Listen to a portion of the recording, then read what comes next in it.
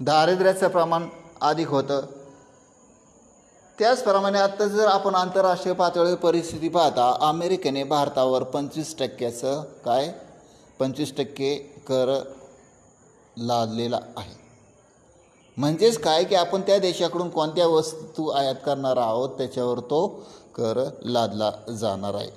साहजिकच आपल्या देशामध्ये विशिष्ट वस्तू आणि सेवांच्या किमती त्या ठिकाणी वाढणार आहेत. तर मित्रांनो, भारतीय अर्थव्यवस्थेची आव्हाने पाहत असताना अंतर्गत काही आव्हाने आहेत आणि काय आंतरराष्ट्रीय पातळीवर देखील काय आपल्याला तिथे आव्हाने दिसून येतात. ठीक आहे ना. मग अशा प्रकारे मित्रांनो आपणाला या ठिकाणी काय करायचं आहे, त्याचा अतिशय विस्तृतपणे आपल्याला काय अभ्यास करावयाचा आहे.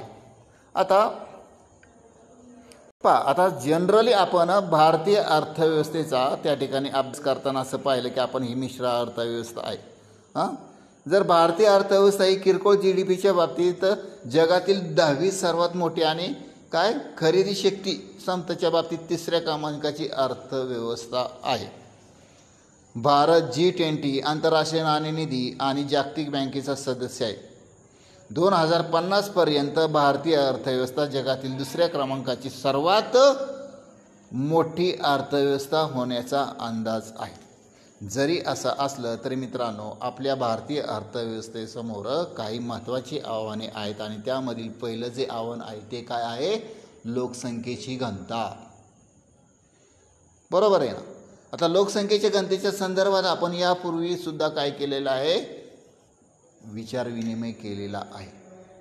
तुमच्या वहीमध्ये असेल भारताला स्वातंत्र्य मिळण्यापूर्वी तेव्हा लोकसंख्येचं प्रमाण किती होतं, कोण सांगते बघून सांगा.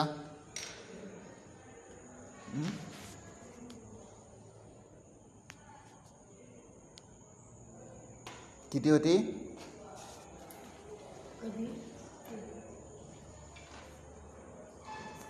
ठीक आहे. भारताची लोकसंख्या घनता जगातील सर्वाधिक आहे. बरोबर आहे. ही लोकसंख्या घनता लोकसंख्या वाढीशी जुळवून घेण्यास असमर्थ असलेल्या भारतीय पायाभूत सुविधांसह भारतीय अर्थव्यवस्थेसमोरील एक काय आहे, एक मुख्य समस्या आहे का? आहे ना. बरोबर. ही मोठी समस्या आहे ना. मी जेव्हा प्रश्न विचारतो तेव्हा एखाद्या विद्यार्थ्यांनी सांगावं. बरोबर आहे. ताई तू सांग. 1951 साली आणि 1951 साली किती होती लोकसंख्येची घनता?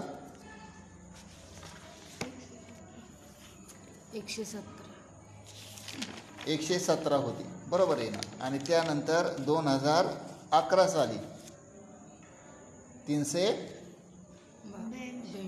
382 एवढी ही काय होती लोकसंख्येची घनता होती.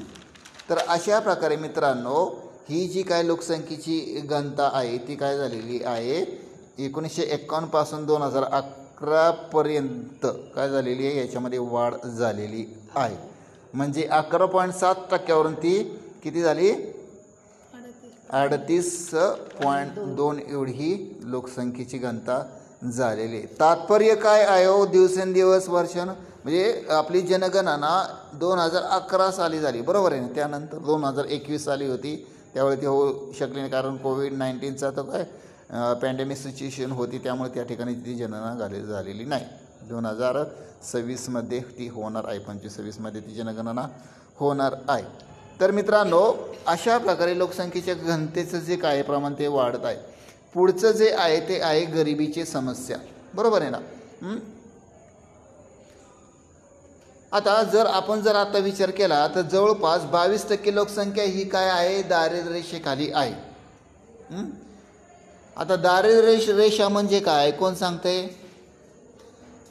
भारताला स्वातंत्र्य मिळाल्यानंतर दारिद्र्य रेषेची व्याख्या करण्यासाठी अनेक समित्या स्थापन केल्या. त्याच्यामध्ये मुख्यत्वे तेंडुलकर समिती होती. तेंडुलकर समितीनं सुद्धा आपले त्या ठिकाणी काय केले, दारिद्र्य रेषेच्या संकल्पना संदर्भात आपलं काय मानलं, मत मांडलं.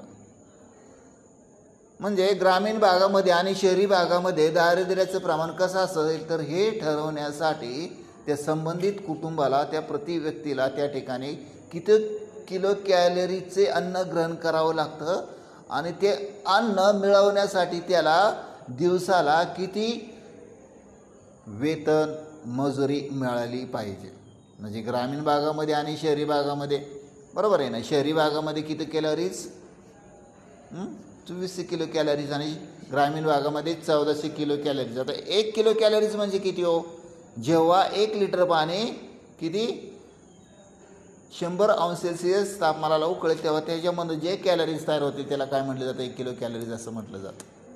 म्हणजे तुम्ही साधा बिस्किटचा पुडा घ्या किंवा एखादं काय घ्या स्वीटचा पुडा घ्या, त्याच्यावर कॅलरी लिहिलेल्या असतात बरोबर आहे. सर्वसाधारणपणे आपण संध्याकाळी जेवतो किंवा दिवसातून आपण 2 वेळा जेवत असेल तर संध्याकाळच्या जेवणामध्ये आपण आपल्याला आई काय देते? भाकरी देते, भाजी देते, कालवण देते बरोबर आहे, आणि भात देते. त्यामधनं आपल्याला काय मिळतात? कॅलरीज मिळतात.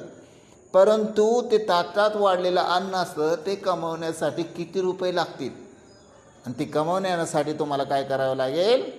रोजगार मिळवावा लागेल.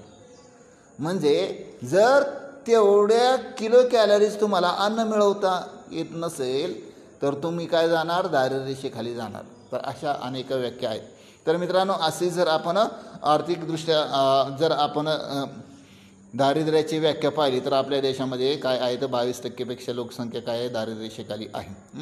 दारिद्र्याचे दृष्ट चक्रामध्ये आपण काय आहोत? अजून आहोत. आपण त्याच्यामधून बाहेर पडलेलं नाही आहे. पुढचं जे आव्हान आहे बेरोजगारी. भारतातील अर्थव्यवस्थेसमोरील आणखी एक मोठे आव्हान म्हणजे बेरोजगारी. भारतातील बेरोजगारीचा दर हा 45 वर्षाच्या उंचांकावर आहे. याचा अर्थ की असे बरेच लोक आहेत की ज्यांना नोकऱ्या मिळत नाहीत. यामुळे अनेक सामाजिक समस्या देखील निर्माण होतात. आता सुशिक्षित बेरोजगारी म्हणजे काय? की ज्याच्याकडे काम करण्याची इच्छा आहे, सगळं कला कौशल्य आहे, पण त्याला त्या ठिकाणी रोजगार मिळत नाही. तो कोण झाला? सुशिक्षित बेरोजगार झाला. आता आपण एका बाजूला विचार करू की भारतामध्ये बरोबर आहे ना, भारतामध्ये कर्त्या लोकसंख्येचं प्रमाण अधिक आहे. मग ह्याच्यामध्ये सुशिक्षित लोक आहेत का? आहेत ना. पण त्यांना तिथं त्या ठिकाणी त्या प्रकारचा रोजगार मिळत नाही म्हणून ते बेरोजगार झाले. आणि त्यामुळे अनएम्प्लॉयमेंटची स्थिती त्या ठिकाणी वाढत आहे. आज तुम्ही डिग्री ह्या वर्षी तुम्ही डिग्री घेतल्यानंतर तुम्ही लगेच तुम्हाला जॉब मिळेल का? नाही ना. तुम्हाला त्या ठिकाणी जॉब सर्च करावा लागेल, थांबावं लागेल थोडंफार. या अगोदरची जी बॅच बाहेर पडलेली आहे त्यांनासुद्धा अद्याप नोकऱ्या नाही. मी तर म्हणतो काय रोजगाराची कास धरण्यापेक्षा स्वयंरोजगाराकडे चला. पुढे आहे कमी शिक्षण. भारतातील साक्षरतेचा दर फक्त 74% आहे. याचा अर्थ असा की बरेच लोक चांगल्या नोकऱ्या मिळवू शकत नाहीत आणि अर्थव्यवस्थेत सहभागी होऊ शकत नाहीत. यामुळे अनेक सामाजिक समस्या देखील त्या ठिकाणी निर्माण होतात. खाजगी कर्ज. भारतातील खाजगी कर्ज आणि GDPचे प्रमाण जगात सर्वाधिक आहे. याचा अर्थ असा की अनेक लोकांना कर्ज घेतले आहे आणि ते परतफेड त्या ठिकाणी करू शकत नाहीत. त्यामुळे अर्थव्यवस्थेला अनेक आर्थिक समस्यांना सामोरे जावे लागते. निश्चित कामगार कायदे. आता कामगार कायद्यामुळे कंपन्यांना कामगारांना कामावरून काढून टाकणे व खूप कठीण होते बरोबर आहे ना. त्यामुळे अर्थव्यवस्थेत बरेच अकार्यक्षम त्या ठिकाणी निर्माण होते आणि कंपन्यांना अनेक आर्थिक समस्यांना त्या ठिकाणी तोंड द्यावे लागते.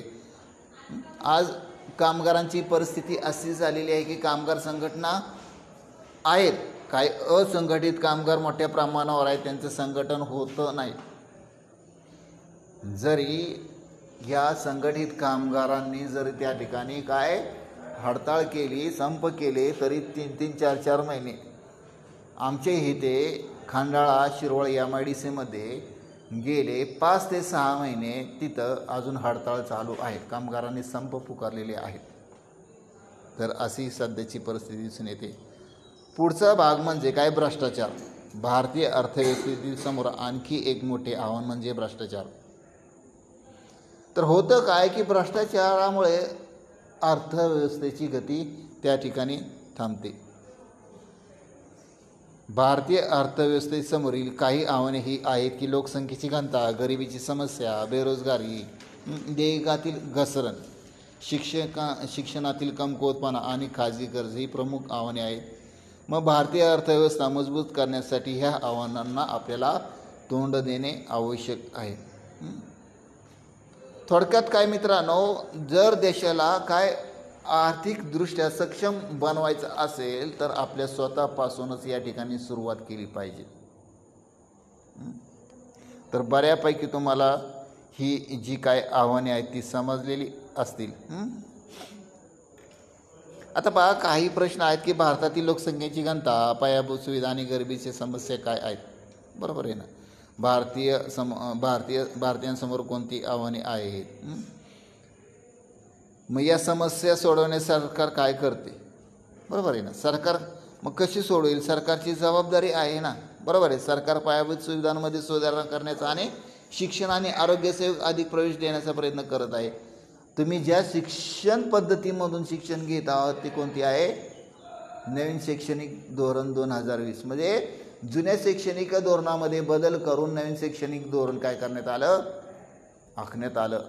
आणि त्याचा तुम्ही काय आहात, एक भाग आहात. पायाभूत सुविधांमध्ये आज आपण ज्या भागामध्ये राहतो महामार्ग आहे. बरोबर आहे. पंतप्रधान ग्राम सडक योजना तो त्याचा भाग आहे. म्हणजे सरकारमार्फत मित्रांनो त्या ठिकाणी काय केलेले आहेत, अनेक उपाययोजना केल्या जातात. पर्यावरणाच्या संदर्भात सुद्धा उपाययोजना केलेल्या आहेत. तर अशा प्रकारे मित्रांनो आपल्याला काय अर्थव्यवस्थेमध्ये होणारे काय आव्हानांना समोर ठेवून होणारे बदल आपल्याला आज दिसत आहेत. पुण्यामध्ये मेट्रो सुरू झालेले आहे. बरोबर आहे ना. मुंबईमध्ये पूल बांधण्यात आला. कुठला पूल माहिती आहे तुम्हाला.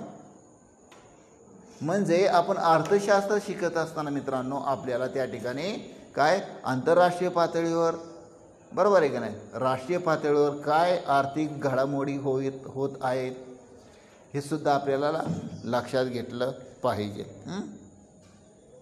ठीक आहे. काय समस्या असतील तर मला विचारा. कोणाला काय समस्या आहेत.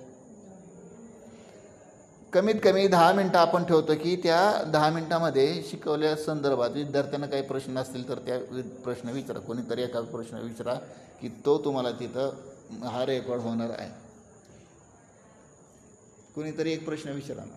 सगळंच कळालं असेल तर मग काय अडचण नाही. ठीक आहे. चला, मी एक प्रश्न तुम्हाला विचारतो. कोणचं असं एक क्षेत्र की त्या क्षेत्रामध्ये आर्थिक विकासाच्या दृष्टीने आव्हान आहे. आपण विचार करतो की शेती क्षेत्र आहे. शेती क्षेत्रामध्ये रोजगार हा हंगामी स्वरूपाचा असतो. औद्योगिक क्षेत्र आहे. औद्योगिक क्षेत्रामध्ये काय होतं, वस्तू आणि सेवांचं उत्पादन होतं. व्यवसाय क्षेत्र आहे.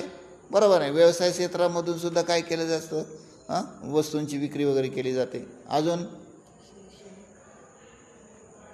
आरोग्य क्षेत्र, ठीक आहे. औद्योगिक क्षेत्र झालं, शेती क्षेत्र झालं, व्यवसाय क्षेत्र झालं आणि एक राहिलं कुठलं, सेवा क्षेत्र. मग आपण असं मागाशी म्हटलं की सेवा क्षेत्रामधून राष्ट्रीय उत्पन्नामध्ये पडणारी भर ही अधिक आहे, मोर दॅन 57%. मग असं कोणतं क्षेत्र आहे की ते क्षेत्र देशाला अधिक बळकटी देऊ शकतं, किंवा असं कोणतं क्षेत्र आहे की त्या क्षेत्रामध्ये अधिक समस्या निर्माण होत आहेत, आव्हान आहे. शेती क्षेत्रासंदर्भात चर्चा करूयात आपण. तू सांगताय शेती क्षेत्राबद्दल तुला काय वाटतं. बोला. शेती क्षेत्रामध्ये रोजगार आहे का. आवाज मोठ्याने पाहिजे ना. कसा आहे रोजगार, आपल्याला बोलता आलं पाहिजे ना. रेकॉर्ड होते ना तुमचा आवाज. शेती 2 हंगामामध्ये केली जाते, एक खरीप आणि रब्बी. बरोबर आहे ना. खरीप आणि रब्बी हंगामामध्ये पिकं घेतली जातात. आजची परिस्थिती काय आहे, पावसाचं प्रमाण जास्त आहे का कमी आहे. जास्त आहे का कमी आहे. प्रमाण जास्त आहे. म्हणजे पावसामध्ये अनिश्चितता दिसून येते. बरोबर आहे ना. यावर्षी पाऊस जास्त आहे तर पुढच्या वर्षी कमी असेल. वातावरणामध्ये बदल होत आहे. उन्हाळ्यामध्ये पाऊस पडत आहे, थंडीमध्ये सुद्धा पाऊस पडत आहे. म्हणजे हवामानाचं चक्र बदलत आहे. त्याचा परिणाम कशावर होत आहे? पिकांच्या उत्पादनावर होत आहे. म्हणजे उत्पादनामध्ये सुद्धा घट होत आहे. काही वेळेला एक विशिष्ट पिकाचं उत्पादन वाढतं, पिकाचं उत्पादन वाढलं की त्याच्या किमती घटतात. बरोबर आहे ना? तर अशा अनेक शेती क्षेत्रामध्ये काय आहेत समस्या आहेत आणि ते कशा प्रकारे दूर करायच्या. दुसरं क्षेत्र औद्योगिक क्षेत्र आहे. बरोबर आहे. औद्योगिक क्षेत्रामधलं काय आव्हान आहे?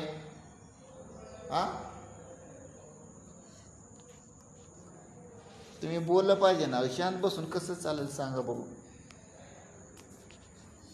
ग्रामीण भागामध्ये औद्योगिक विकासात चालना मिळाली आहे का? नसरापूर आहे. नसरापूर भागामध्ये औद्योगिक क्षेत्र विकसित झालं आहे किंवा नाही? इथं कंपन्या आहेत का? आहेत का? इथं शेती आधारित उद्योग व्यवसाय आहेत का? याचा विचार केला पाहिजे ना. इथं कुटीर उद्योग चालतात का? इथं लघु उद्योग आहेत का? बरोबर आहे ना.